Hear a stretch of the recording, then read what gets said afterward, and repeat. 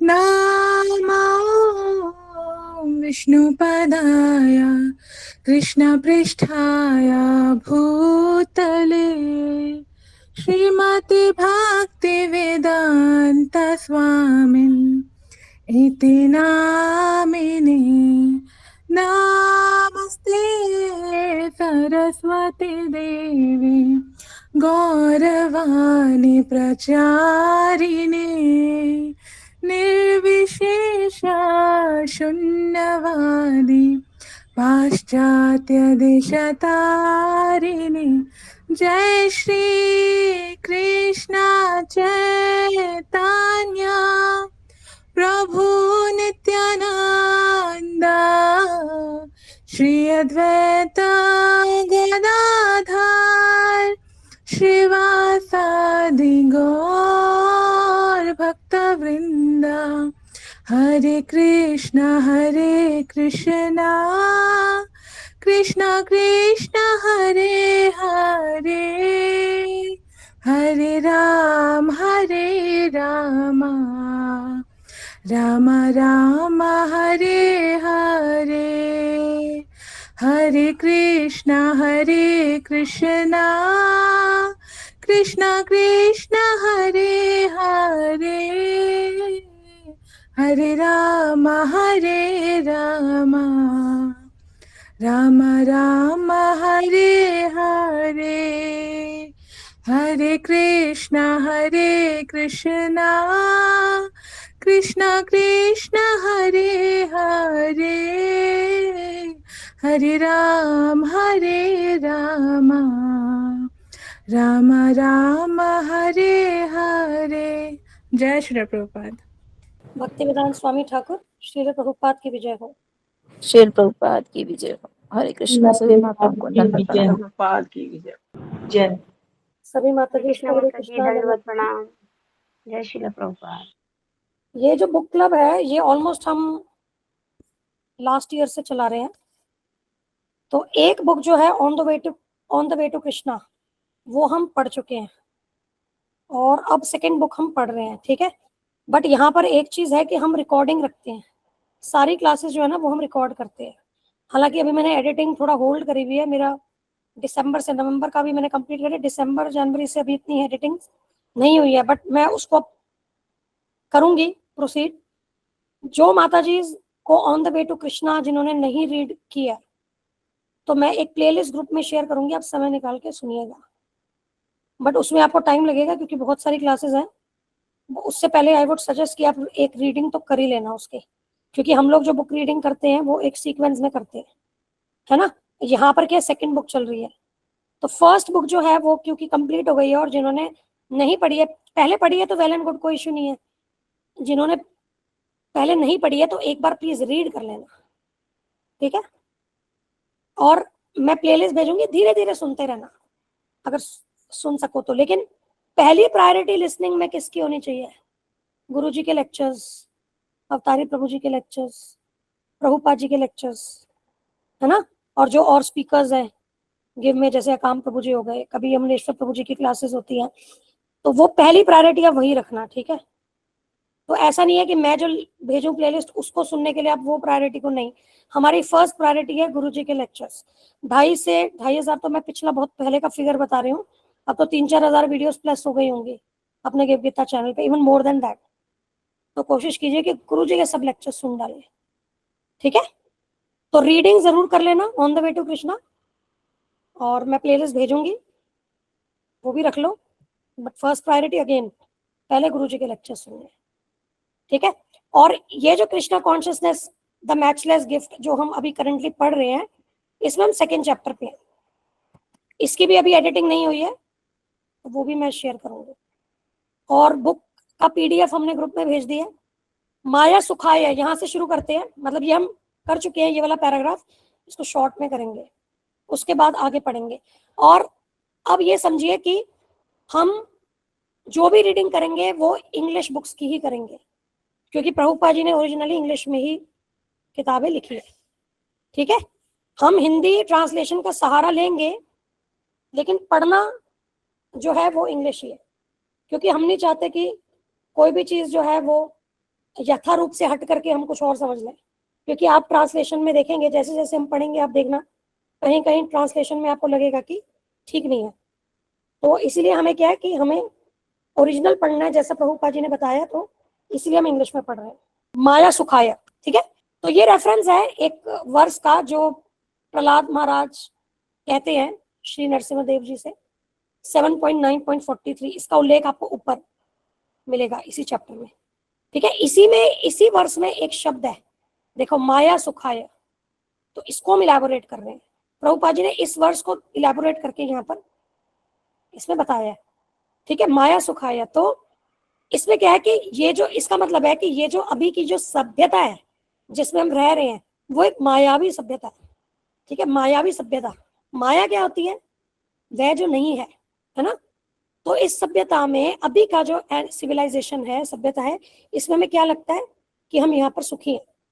हम यहाँ जो भी भौतिक उपलब्धियां करते हैं, जो भी एडवांसमेंट हो रही है मटेरियल साइंस में, हमें लगता है कि उससे हम सुखी हो रहे हैं, पर ऐसा समझना माया है, ठीक है। इसीलिए ये सभ्यता क्या है? मायावी सभ्यता, हम्बग सिविलाइजेशन। अब इसमें उदाहरण, कार का उदाहरण यहाँ प्रभुपाद जी ने दिया है कि every year so many cars are being manufactured and for that purpose so many roads have to be excavated, prepared and repaired. This creates problems after problems. अब आपको पता है ये जो सारे शहर है, फैक्ट्रीज है, रोड्स है, ये सब कहाँ से? ये जंगलों को या नेचर को डिस्टर्ब करके बनाए गए है ना।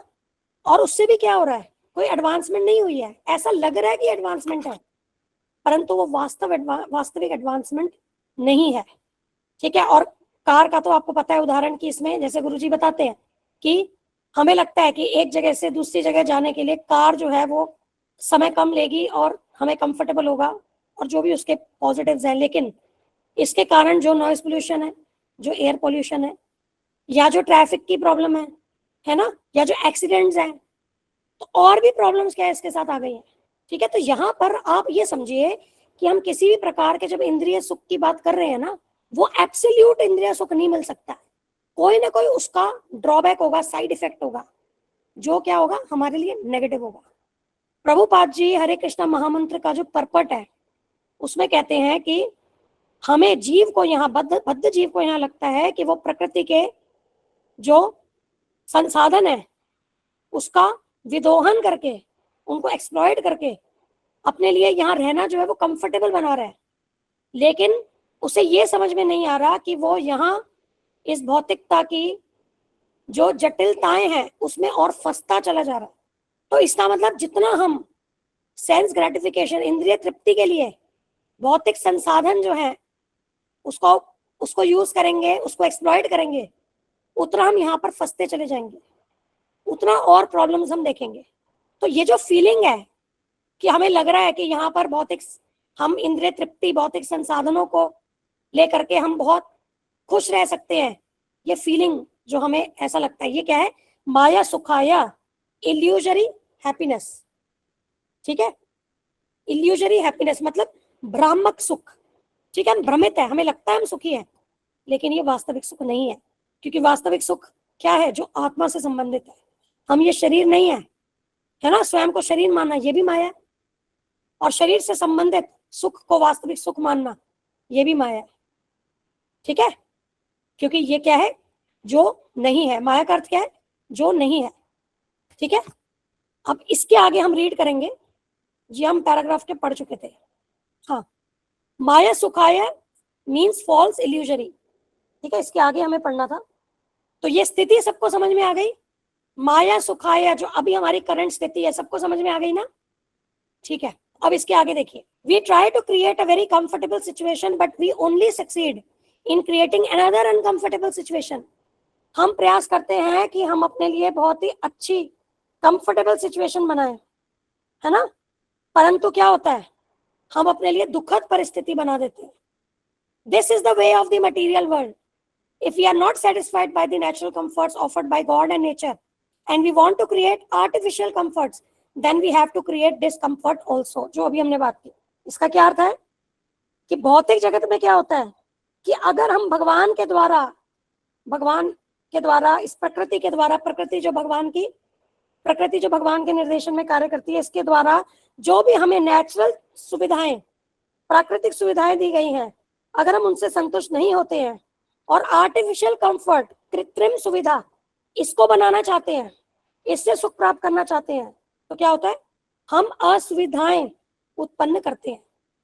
ठीक है, एब्सोल्यूट वे में कोई भी चीज, भौतिक वस्तु हमें कंफर्ट, हमें सुविधा नहीं दे सकती। उसका ड्रॉबैक, कुछ ना कुछ साइड इफेक्ट ड्रॉबैक होगा ही, कुछ इनकन्वीनियंस तो वो साथ में देगा ही। क्योंकि आप देखो, इसी को कहते, क्या कहते, जीवन का संघर्ष, struggle for existence. Struggle for existence यही है, हम अपने लिए ऐसी एक सिचुएशन बनाना चाह रहे हैं जहां सब कुछ कंफर्टेबल हो, लेकिन हम स्ट्रगल कर रहे हैं। क्यों? क्योंकि उस सिचुएशन को हम प्राप्त नहीं कर पा रहे हैं, है ना। क्यों?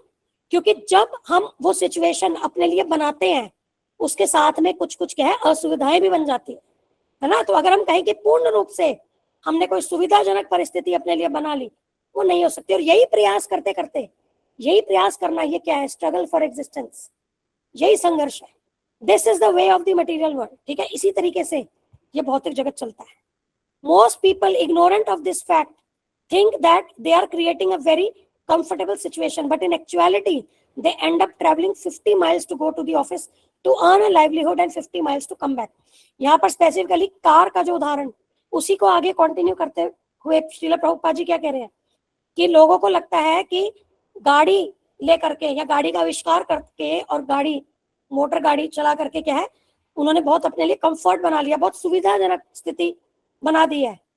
परंतु वास्तव में उन्हें अपने ऑफिस जाने के लिए 50 मील तक जाना पड़ता है, और वहां जाकर के ऑफिस में पैसे कमाने पड़ते हैं, और फिर 50 मील वापस लौटना पड़ता है। तो बेसिक जीवन निर्वाह के लिए उसे इतना संघर्ष, इतनी मेहनत करनी पड़ती है। प्रभुपाद जी कहते थे कि हम कोई नट्स और बोल्ट्स नहीं खाएंगे, है ना, हम नट्स और बोल्ट्स नहीं खाएंगे, उससे हमारा पालन नहीं हो सकता है। आपको अनाज या धरती में जो अनाज उगता है वही लेना होगा। और अभी अगर हम आज का सिविलाइजेशन देखें, वो कहाँ है, वो इंडस्ट्रीज के ऊपर आधारित है ना।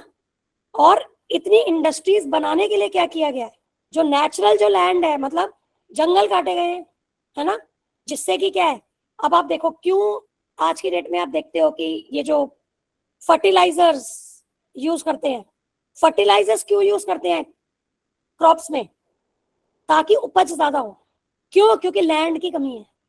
लैंड की क्यों कमी है? इंडस्ट्रियल रेवोल्यूशन, इंडस्ट्रियलाइजेशन की वजह से। तो इंडस्ट्रियलाइजेशन करके व्यक्ति को क्या लग रहा है कि हमने तरक्की, हमने बहुत एडवांसमेंट कर ली, बहुत आगे बढ़ गए, हम बहुत तरक्की कर ली, लेकिन वास्तव में उससे क्या क्या प्रॉब्लम्स आ रही है। अब फर्टिलाइजर्स जो होते हैं वो हमारी हेल्थ के लिए हानिकारक है।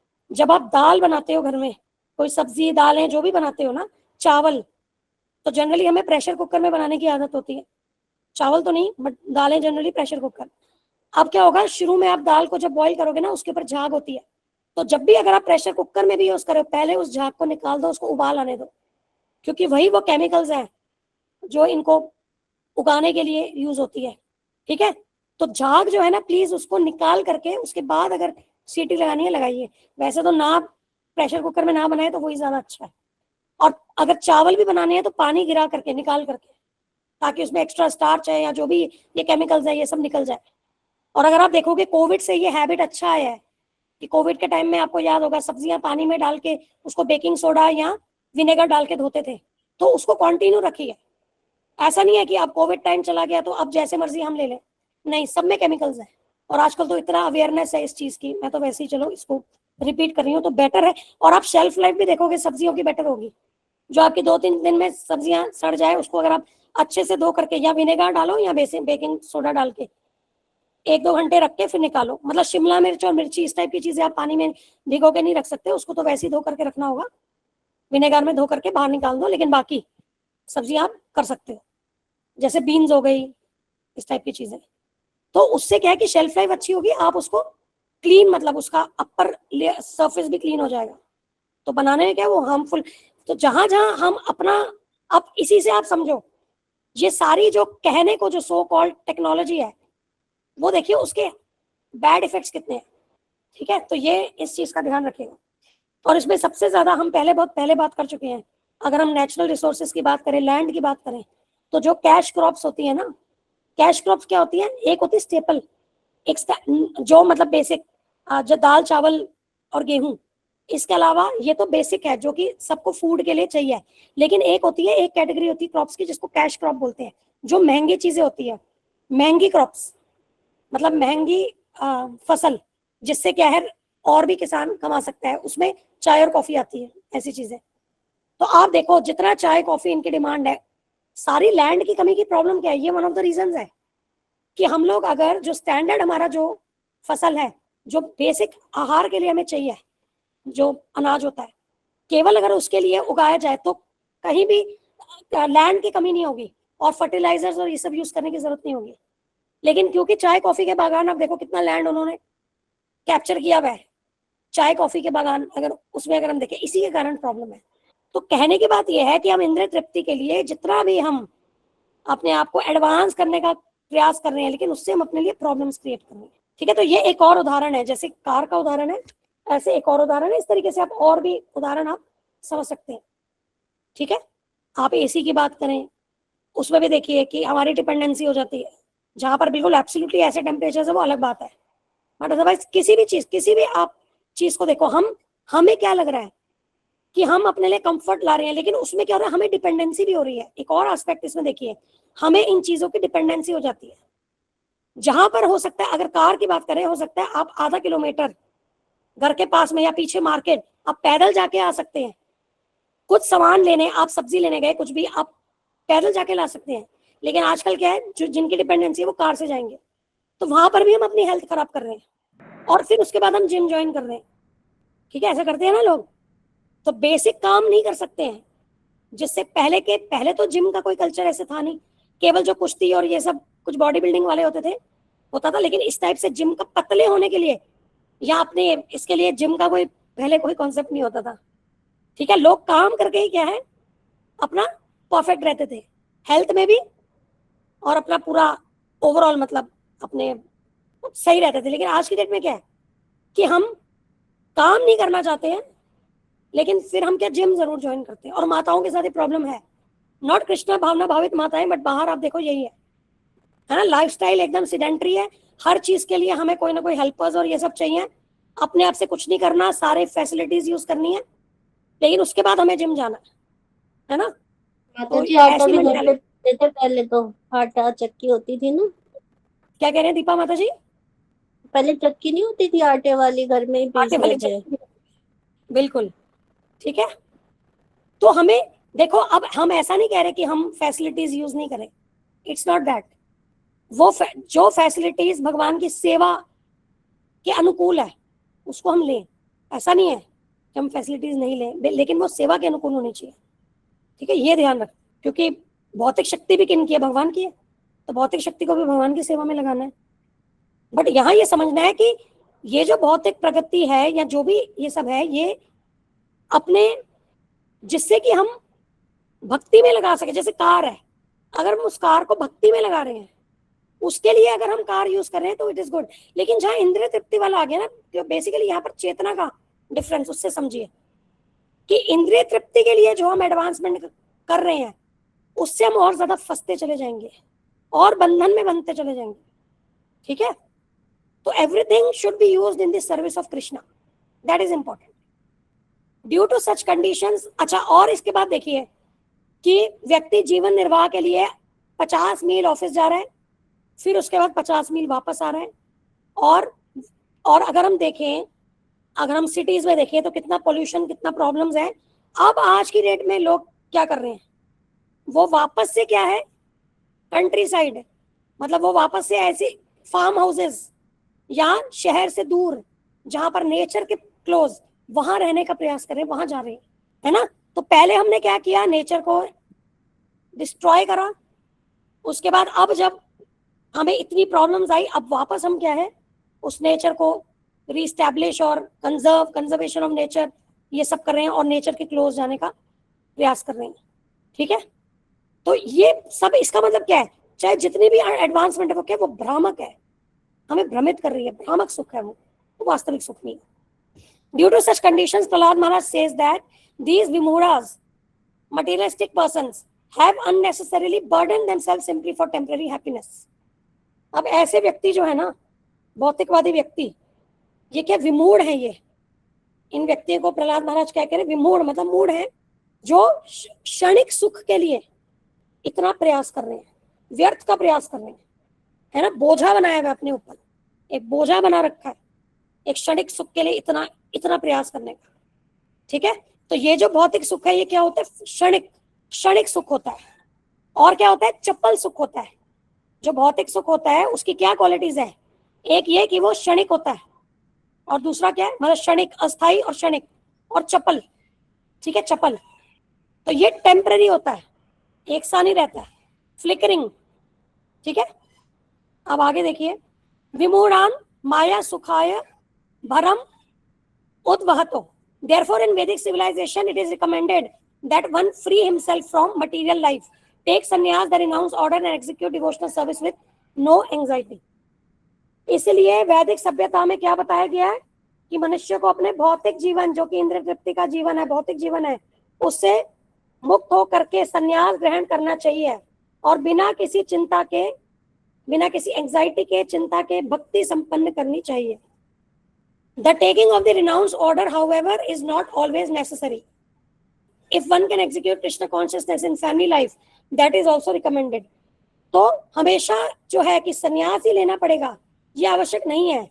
अगर हम गृहस्थ जीवन में भी हैं और अगर उसमें हम कृष्ण भावनामृत को संपन्न कर सकें, तो भी क्या हम परफेक्ट हो सकते हैं। ठीक है, और इसमें उदाहरण किनका आ रहा है? श्री भक्ति विनोद ठाकुर का, श्री प्रहलाद महाराज, श्री ध्रुव महाराज। Although Bhakti Vinod Thakur was a family man and magistrate, he still executed devotional service most excellently.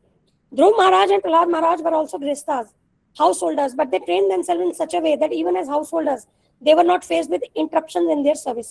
तो यहाँ भक्ति विनोद ठाकुर जी की बात हो रही है। वे गृहस्थ थे, वे मैजिस्ट्रेट थे, और उन्होंने क्या उत्तम कोटि की भक्ति की। ध्रुव महाराज, प्रहलाद महाराज, वे भी क्षत्रिय थे, गृहस्थ थे, लेकिन उन्होंने भी अपने आप को इस प्रकार से प्रशिक्षित किया कि गृहस्थ होते हुए भी उन्होंने भक्ति की। Therefore, Prahlad Maharaj said, I have learned the art of always remaining in Krishna consciousness. तो प्रहलाद महाराज यह कह रहे हैं कि मैंने हमेशा जो है कि कृष्ण भावना भावित रहने की कला सीख ली है। और वो कला क्या है? What is that art? त्वद वीर्य गायन महामृत मग्न चित्तः, simply glorifying the victorious activities and pastimes of the Lord. तो इसका मतलब क्या है? भगवान के विजयी मतलब वीरता भरे कार्यकलापों तथा लीलाओं का मात्र महिमा गायन। ठीक है, भगवान के कार्यकलापों का, भगवान की लीलाओं का मात्र महिमा गायन। ठीक है, the word वीर्य means very heroic. By reading Srimad Bhagavatam, we can come to understand that Krishna's activities, his fame, his associates and everything else about him are all heroic. ठीक है, तो वीर्य के क्या मतलब है? अत्यंत वीरता पूर्वक। श्रीमद् भागवतम पढ़ने से हमें ये पता चलता है कि श्री कृष्ण के कार्यकलाप, उनका यश, उनके पार्षद तथा उनसे संबंधित हर वस्तु वीरता पूर्वक है। Everything is heroic about Krishna. ठीक है, कृष्ण स्वयं, उनकी लीलाएं, उनका यश, उनके पार्षद, उनसे संबंधित हर एक वस्तु। In this connection Prahlad Maharaj said, I am certain that wherever I go I can glorify your heroic activities and be saved. तो प्रहलाद महाराज क्या कह रहे हैं? वे कह रहे हैं कि मुझे विश्वास है, मैं चाहे जहां भी जाऊं, मैं आपके वीरता पूर्वक कार्यकलापों का यशोगान करके बच सकता हूं। There is no question of my falling down, but I am simply anxious for those who have created a type of civilisation in which they are always busy working hard. मेरे पतन का तो कोई प्रश्न ही नहीं उठता।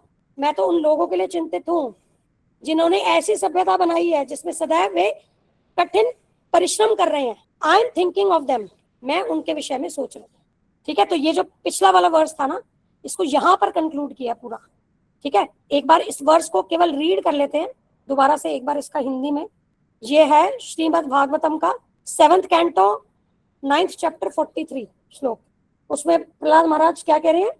ओ best of the great personalities, I am not at all afraid of material existence, for wherever I stay I am fully absorbed in thoughts of your glories and activities. My concern is only for the fools and rascals who are making elaborate plans for material happiness and maintaining their families, societies and countries. I am simply concerned with love for them. ठीक है। तो प्रहलाद महाराज यहाँ क्या कह रहे हैं कि मैं बिल्कुल इस भौतिक एग्जिस्टेंस में, मतलब भौतिक जगत में से मैं बिल्कुल भी, ये भौतिकता से मैं बिल्कुल भी, मुझे कोई फियर नहीं है। आई एम नॉट अफ्रेड, क्योंकि मुझे पता है मैं हमेशा क्या, आपकी ग्लोरीज, आपकी महिमा, आपके कार्यकलाप, मैं उन्हीं में क्या मग्न रहता हूँ। लेकिन मेरा कंसर्न, मैं चिंतित किन के लिए हूँ? उन फूल्स के लिए, रास्कल्स के लिए, मतलब मूड, उन मूडों के लिए who are making elaborate plans, जिन्होंने बड़े बड़े प्लान्स बनाए हैं फॉर मटेरियल हैप्पीनेस, भौतिक सुख के लिए, ठीक है, बड़े बड़े प्लान्स बनाए हैं, and maintaining their family, societies, countries, और वो अपनी फैमिली का, सोसाइटी मतलब समाज, और अपने देश का पालन कर रहे हैं इन प्लान्स के अनुसार। आई am simply concern with love for them, तो मैं उनके लिए, मुझे क्या है, कंसर्न है, ठीक है। और इसको प्रभुपाद जी ने कैसे कनेक्ट किया था कि जो वैष्णव होता है, वैष्णव पर दुखी है ना, वैष्णव प्रचार के लिए हमेशा आगे बढ़ता है। वो कभी ऐसा नहीं सोचता कि मैं प्रचार में जाके भौतिकवादियों से मिलूंगा तो मेरा पतन हो जाएगा। वो पतन के विषय में नहीं सोचता। वो क्या करता है, क्योंकि, और वो पतित होता भी नहीं है। एक तो वो पतन के विषय में वो किसी प्रकार से चिंतित भी नहीं होता। जैसे कि अभी हमने देखो, इसमें भी पढ़ा, जब प्रहलाद महाराज कह रहे हैं कि मैं अपने लिए तो चिंतित ही नहीं हूँ, मेरे पतन का तो कोई प्रश्न ही नहीं उठता, क्योंकि मैं तो आपके वीरता पूर्वक कार्यकलापों का यशोगान करके मैं बच सकता हूँ, है ना। तो बाकी, लेकिन अगर इसमें प्रभुपाद जी कहते हैं, जैसे मायावादी होते हैं, उनको बहुत ये डर रहता है कि उनका पतन ना हो जाए, तो इसीलिए क्या है, वो इतना प्रचार के लिए आगे नहीं बढ़ते। लेकिन वैष्णव हमेशा आगे बढ़ते हैं, ठीक है, क्योंकि उनके पास ये कला है, जो यहाँ प्रहलाद महाराज कह रहे हैं कि मेरे पास क्या है, ये कला है कि कैसे मैं कृष्ण भावनामृत में सदैव मग्न रह सकूं। और यही कला हमें प्रभुपाद जी ने बताई है, जो हमें गुरुजी बता रहे हैं, है ना। अब देखिए इसी के आगे का वर्ष है 7.9.44। My dear Lord, there are many saintly persons and sages who are very interested in their own liberation.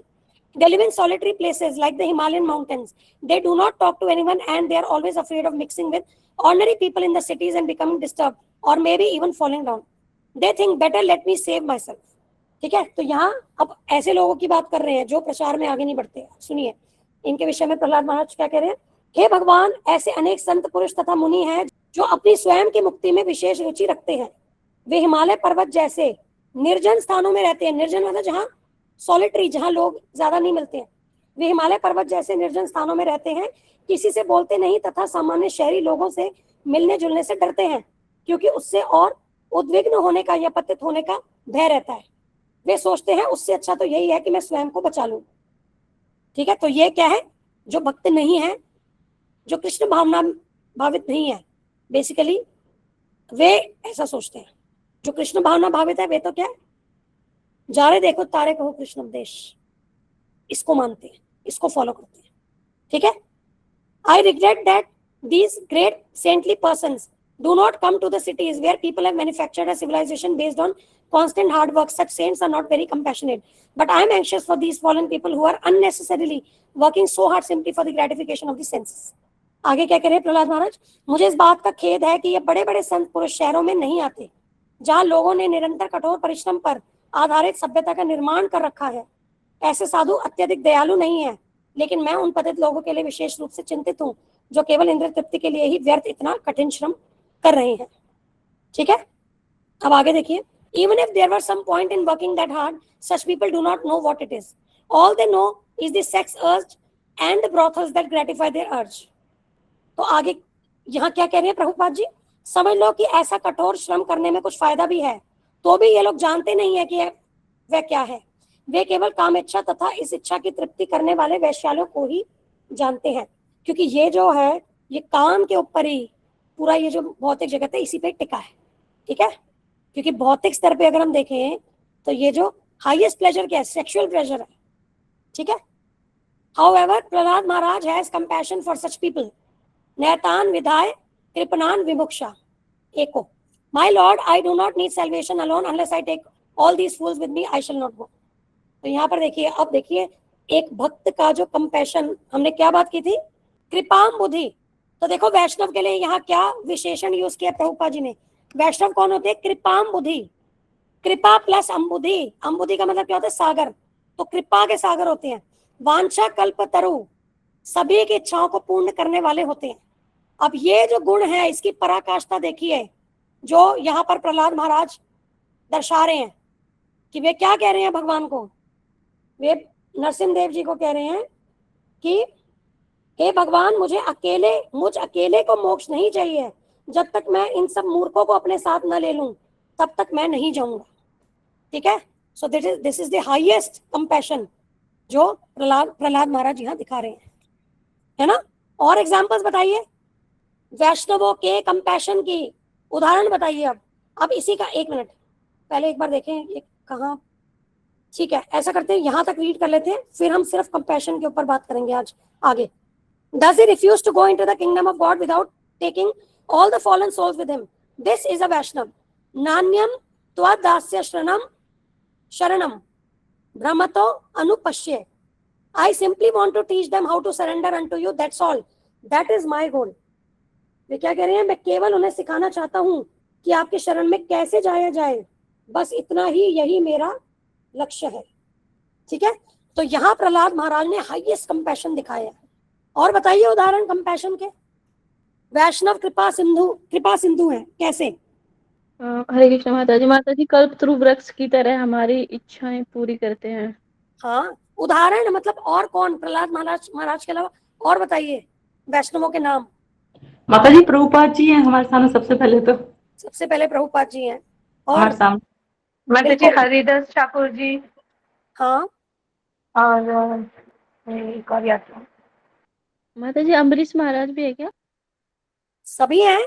Dhruv connect महाराज। करो, कोई स्टोरी, कुछ लीला, कुछ उनके जीवनी से कनेक्ट करके बताओ। जैसे प्रभुपाद जी की जीवनी से हम तो देखते हैं आज भी प्रभुपाद जी की कृपा बरस रही है हम पे।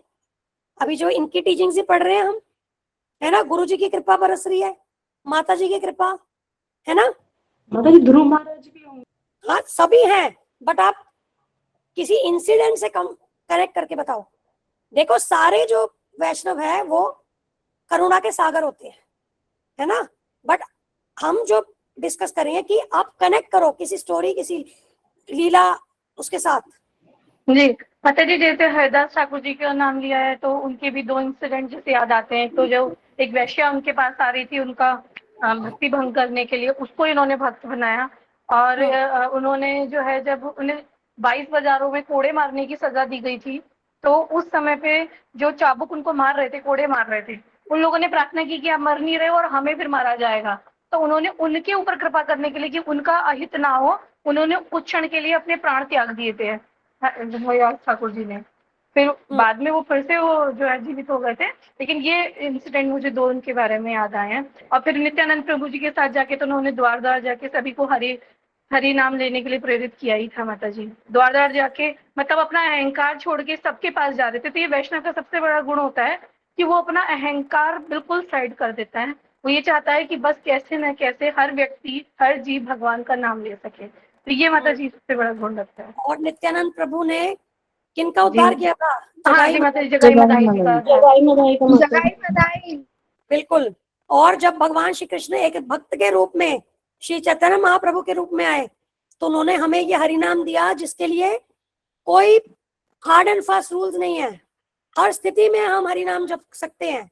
अपनी सारी जो शक्तियां हैं भगवान ने अपने नाम में दिया हमें, हमारे लिए, कलयुग के जीवों के लिए भगवत प्राप्ति को एकदम सरल कर दिया, है ना। तो भगवान करुणा के सागर हैं, भगवान के भक्त करुणा के सागर हैं। ठीक है, प्रभुपाद जी गुरु परंपरा और सभी की आप जीवनी से अब जैसे जैसे आगे पढ़ेंगे। अब अद्वैत आचार्य जी देखिए कि कितना उन्होंने प्रेयर्स करी कि ताकि भगवान यहाँ आकर के अवतरित हो, है ना। वो हम जीवों पे कृपा ही तो है उनकी, हम पर करुणा ही तो है उनकी, कृपा ही तो है। ठीक है, फिर एक पैराग्राफ कर लेते हैं, अभी 45 ही हुए। मुझे लगा this discussion will take some time but it's okay. अब देखिए, surrender is thus emphasised because a Vaishnava knows that as soon as he surrenders the path is clear. यहाँ पर शरणागति पर बहुत बल दिया जाता है क्योंकि वैष्णव जानता है कि उसके शरण लेते ही मार्ग साफ हो जाएगा। तो ये बहुत इंपॉर्टेंट है। अब देख रहे हो ये हिंदी में क्या लिख दिया था, पाथ इज क्लियर, मार्ग साफ हो जाएगा। यहाँ पर साफ नहीं बोला जा रहा है, यहाँ पर क्लियर का मतलब है कि उसको समझ में आ जाएगा। तभी हम हिंदी में नहीं पढ़ते हैं, देख रहे हो, साफ हो जाएगा। साफ is not the right word here, मतलब मार्ग आपको बिल्कुल क्लैरिटी हो जाएगी। ठीक है, तो ये मार्ग प्रशस्त हो जाएगा, ये बोल सकते हैं ना। प्रशस्त का मतलब तो चढ़ना होता है ना कि मार्ग पे हम चल पड़े। प्रशस्त तो एक्शन आ गया। यहाँ कह रहे हैं मार्ग दिखेगा उन्हें क्लियर, कि भाई आपको क्या करना है, कहाँ जाना है, एक क्लैरिटी नहीं। मार्गदर्शन कहेंगे माता जी। मार्गदर्शन भी एक तरीके से कह सकते हो, बट नॉट, हाँ, बट साफ हो जाएगा तो बिल्कुल ही बड़ा ही मतलब वर्ड ऐसे है। ठीक है, तो शरणागति पे एम्फेसिस, शरणागति पे बल दिया जाता है, क्योंकि जब वैष्णव ये जानते हैं कि जब शरण ले लेते हैं तो मार्ग जो है ना वो उसमें क्लैरिटी हो जाती है। ठीक है, भटकता नहीं है, समझने की बात है, व्यक्ति फिर क्या भटकेगा नहीं। ठीक है, उसको क्लैरिटी हो जाएगी कि उसको क्या करना है। अभी क्या हो रहा है देखो, तभी देखो भगवद गीता में कहते हैं ना कि जो कृष्ण भावना भावित होता है उसकी बुद्धि क्या स्थिर होती है, उसको फोकस पता है, वो अपने गोल पे काम कर रहा है। लेकिन जो भौतिकता में है उसकी बुद्धि कैसी होती है, अलग अलग शाखाओं में विभाजित होती है। क्यों? क्योंकि वो मन के स्तर पे काम कर रहा है। अब मन तो कभी संतुष्ट होता नहीं, कभी वो उसको किसी कुछ चाहिए है, कभी कोई और चीज चाहिए है, कभी किसी की ओर आकर्षित हो रहा है, कभी कुछ कर रहा है, तो वो विभाजित हो गई है ना, अलग अलग ब्रांचेस में, शाखाओं में बुद्धि विभाजित हो जाती है। लेकिन जो कृष्ण भावना भावित है वो एक ही जगह फोकस्ड है। And this is the difference between भौतिक बुद्धि एंड आध्यात्मिक बुद्धि। जो भौतिकता के स्तर पे है उसकी बुद्धि विभिन्न शाखाओं में विभाजित रहती है, वो एक तरफ एक जगह स्टेबल हो ही नहीं सकता, वो फोकस कर ही नहीं पाएगा।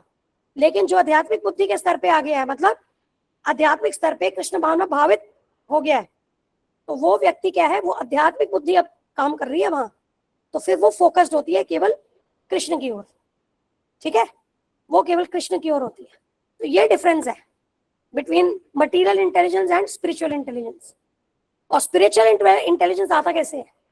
भगवान की सेवा करके, वो भगवान हमें प्रदान करते हैं। देखो, हमें इंटेलिजेंस बुद्धि कहाँ से आती है? परमात्मा से आती है।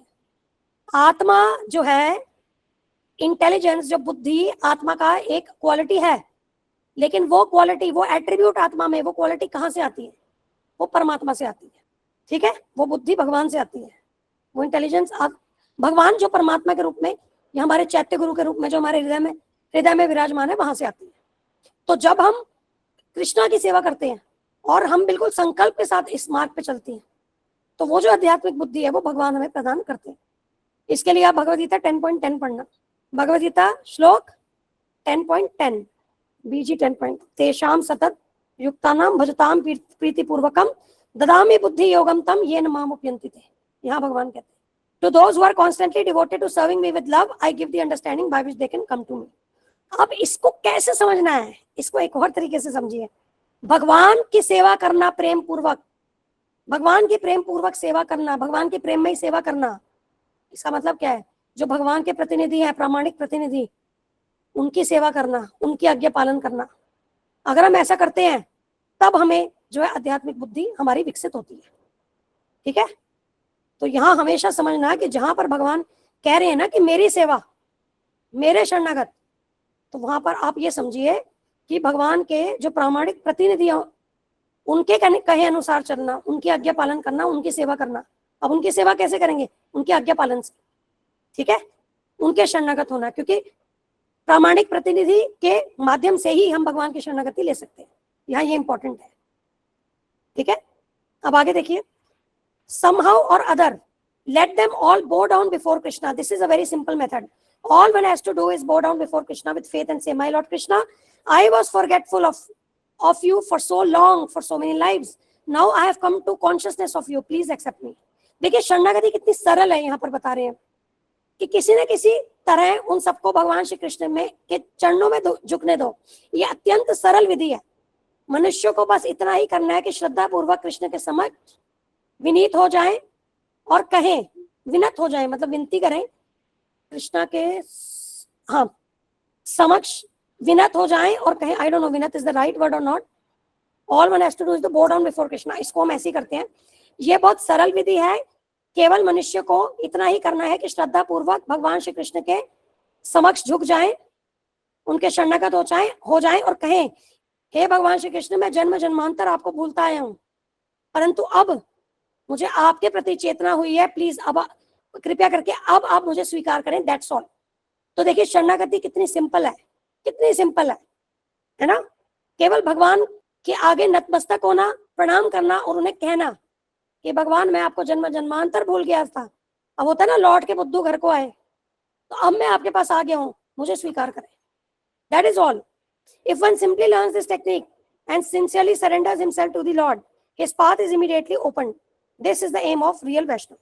ठीक है, तो जब व्यक्ति इस विधि को सीख ले और निष्ठा पूर्वक भगवान की शरणागति ले तो उसका मार्ग जो है तुरंत खुल जाता है. ठीक है, असली वैष्णव का यही एम होता है. ठीक है, यही उद्देश्य होता है. A Vaishnav is always thinking about how the fallen conditioned souls can be delivered and is always involved in making plans to do so. ठीक है, वैष्णव हमेशा क्या करते हैं, सोचते हैं कि ये जो पतित जीव है इनको किस प्रकार से इनका उद्धार किया जाए और इसी से रिलेटेड वो प्लान्स बनाते हैं. और आप देखते ही हैं इस बात को, तो आप समझते हैं कि हम जब प्रचार करते हैं तो हम विचार करते हैं ना कि किस प्रकार से हम इन्हें 18 आवर्स वाला कोर्स सुनाएं, है ना, प्रयास करते हैं ना. हम हर एक माध्यम अपनाते हैं जब हम प्रचार करते हैं, है ना. तो वैष्णव इसी प्रकार से योजनाएं, जैसे मान लीजिए डॉक्टर है तो उसका उसके तरीके से जो उसको समझ आए उसके लेवल पे बात करके प्रयास करते हैं, है ना. कोई हाउसवाइफ है तो हाउसवाइफ को हाउसवाइफ के हिसाब से.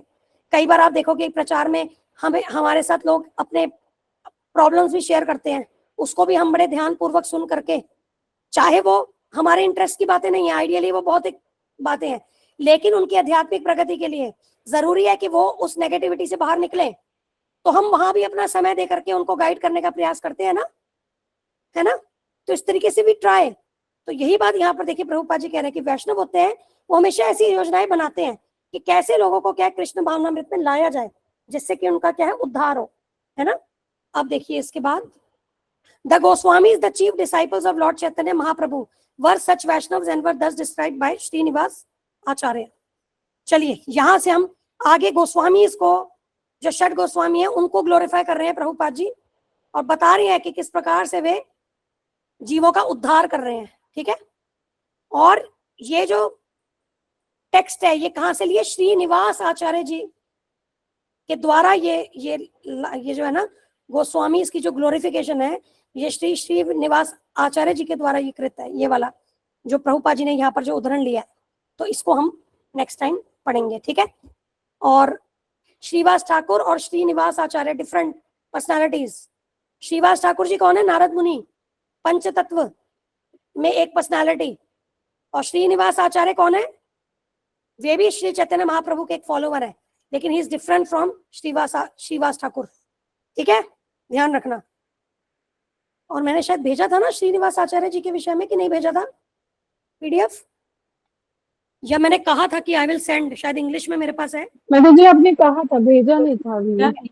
हाँ, भेजा नहीं है. ठीक है, मैं श्रीनिवास आचार्य जी का बिल्कुल शॉर्ट में जो है ना वो भेज दूंगी. देखती हूँ, आजकल मैं एडिटिंग नहीं कर रही हूँ ना तो मैं नोट ही नहीं करती हूँ, गलती वही करती हूँ. वरना एडिटिंग के समय होता है कि ये पेंडिंग आइटम्स है, इसको कर लेंगे. ठीक है, चलिए आज हम अपनी चर्चा यहीं पूर्ण करते हैं. अब किसी का प्रश्न है तो प्लीज बताइए. No questions. अच्छा, अब जो न्यू माता जी हैं तो आप ध्यान रखिएगा कि ट्यूसडे को और संडे को हमारी क्लासेस नहीं होती है. ठीक है, ट्यूसडे को और संडे को हमारी क्लासेस नहीं होती है बुक रीडिंग क्लब की. तो कल हमारी क्लास नहीं होगी. अब नेक्स्ट जो सेशन होगा हमारा परसों होगा.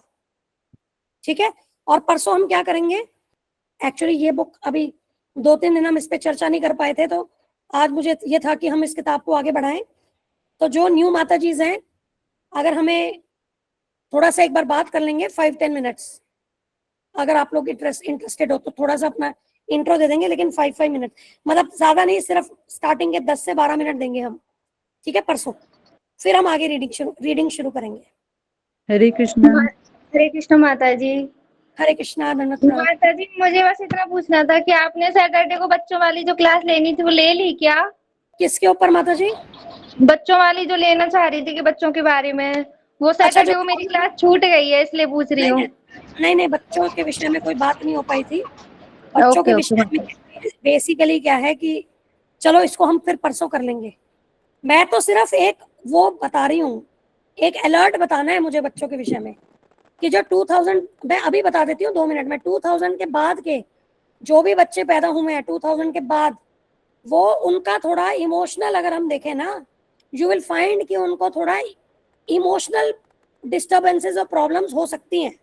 ठीक है, मतलब किसी की बातों में जल्दी आ जाना, या इमोशनली बहुत सेंसिटिव होना, और कहीं ना कहीं सेल्फिश वाला एटीट्यूड भी आपको दिखेगा, जो आपको 1990s वालों में नहीं दिखेगा, पिछली सेंचुरी में नहीं दिखेगा, ठीक है, लेकिन ये 2000 वाले में आपको दिखेगा।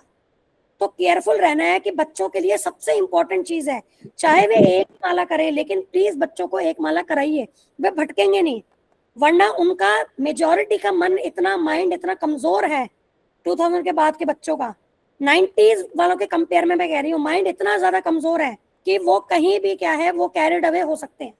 तो चाहे एक ही माला है, प्लीज एक माला कराइए, और लेट नाइट ना पाए कुछ भी, ठीक है, 8 बजे के 7-8 बजे के अंदर अंदर ही प्रसाद पालें, मैक्सिमम 8 बजे, वैसे तो सूर्यास्त होता है पर कोई बात नहीं, मैक्सिमम 8 बजे।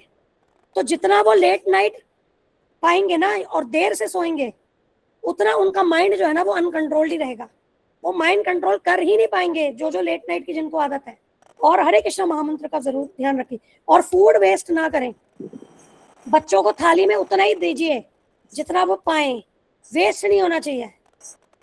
खाना मतलब भोजन मतलब प्रसाद और पानी ऑब्वियसली हम लोग नहीं करते हैं, बट जनरली जब आप प्रचार में भी या आपकी फ्रेंड्स हैं कुछ कहीं बात करते हैं, कोई आकर के आपको कोई प्रॉब्लम बताते हैं माइंड कंट्रोल से रिलेटेड, मैं वो चीजें आपको बता रही हूँ, ठीक है। एक तो जप हो गया, और दूसरा लेट नाइट वाला ही हो गया, और wastage of food and water, इसको अवॉइड करें तो माइंड क्या संतुलित रहेगा, ठीक है। बस यही बोलना था मुझे माता जी।